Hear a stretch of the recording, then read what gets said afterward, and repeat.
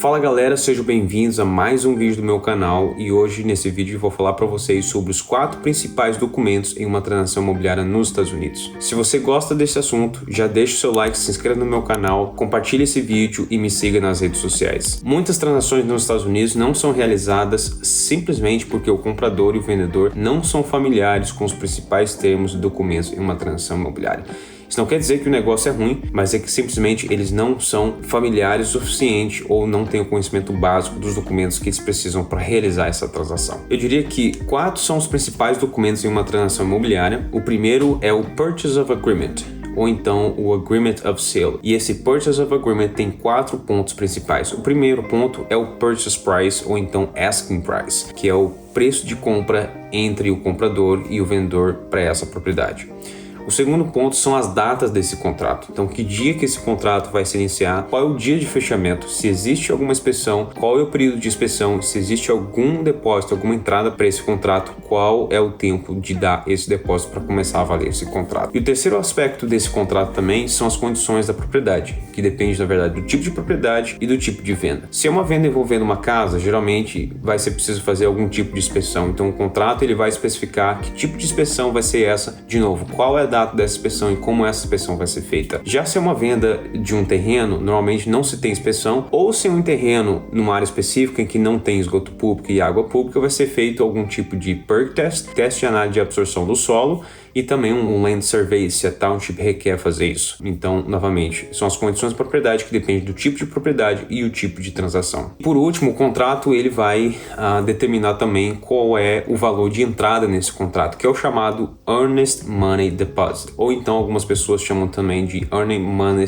Down, que é a entrada de contrato. Sem essa entrada, alguns contratos não começam a valer. Geralmente, no senso comum, no mercado tradicional é 1%, ou pode ser uma taxa fixa de 500, 1.000, 1.500, isso na verdade é negociado entre o seller e o buyer, mas o senso comum é que na verdade Earnest Money Deposit pode ser geralmente 1%. Então esse é o primeiro documento em uma transação imobiliária. O segundo tipo de documento em uma transação imobiliária é o chamado Title and Deed. Existem 2 principais tipos de deed que a gente usa, o General Warranty Deed e o Quit Claim Deed. O General Warranty Deed ele é usado quando a gente faz uma transação por uma title company, um escritório de advocacia, e a gente se chama Open Title, ou então Open Scroll. É quando a gente coloca um depósito no contrato e essa title company, esse escritório de advocacia começa a rodar o title search. Para a gente estar fazendo dessa forma, eles vão passar um General Warranty Deed, que é um tipo de deed que tem 100% de seguro para o buyer. Pela title company, eles estão dizendo que não existe nenhum problema de escritura nessa propriedade e ela pode ser vendida 100%. Ou então, a gente pode usar o Quit Claim Deed também. O Quit Claim Deed é mais usado em transações mais rápidas,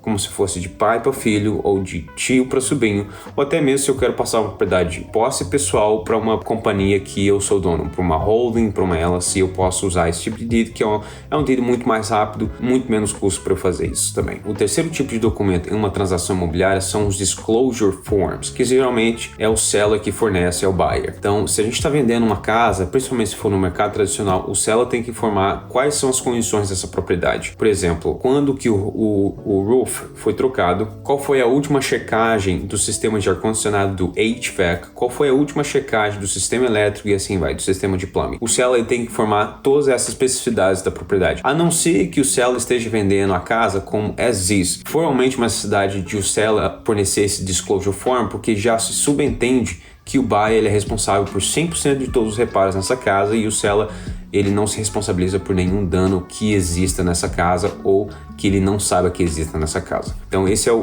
terceiro tipo de documento que geralmente uma venda em uma transação, que geralmente uma transação imobiliária nos Estados Unidos envolve. E por último, o quarto tipo de documento, a gente tem uma transação imobiliária, é o chamado HUD Settlement, ok? Que é uma folha com todos os custos de transação para se realizar essa transação imobiliária. Então nessa folha, na parte esquerda, geralmente para o buyer, na parte direita, geralmente para o seller. Na coluna da esquerda, o buyer vai encontrar todos os custos que ele vai ter nessa propriedade, que não vai ser somente o purchase price. Ele vai ter custos de fechamento, como o transfer tax, se a propriedade estiver dentro de um HOA ou um POA, ele vai ter custos de fechamento. Essa comunidade que geralmente o capital improvement, que é uma taxa de revenda de uma propriedade lá dentro. O seller, da mesma forma, ele não vai somente receber aquele cheque do valor da venda do contrato, que é o purchase price. Ele tem alguns custos também. Geralmente, o transfer tax ele pode ser dividido 50% entre o buyer, entre o seller, ou até mesmo a taxa de um terreno dentro de uma comunidade pode ser dividida entre o buyer e o seller. Alguns custos relacionados a permits também. Tirar o permit do sistema séptico ou de algum projeto de construção para esse terreno pode ser dividido 50% para o buyer ou para o seller, ou então o seller ele pode ser 100% responsável por isso. Então é um balanço geral, é uma folha de contabilidade dessa transação. Então só para resumir para a gente, os 4 principais documentos em uma transação imobiliária são Purchase of Agreement ou Agreement of Sale, o Title and Deed, que pode ser o General Warranty Deed ou Quitclaim Deed, o Disclosure Forms fornecido pelo seller e o HUD Settlement. Então se você faz alguma transação imobiliária, não se esqueça desses documentos, eles são extremamente importantes. Isso não quer dizer que em todas as transações imobiliárias a gente vai usar todos esses documentos, mas que pelo menos 2 ou 3 vão ser necessários, que é o Purchase of Agreement e o Deed, porque sem esses documentos não existe nenhuma transação imobiliária. Então, de novo, se você curtiu esse vídeo, compartilhe ele, dê o seu like, me siga nas redes sociais e bora fazer real estate nos Estados Unidos.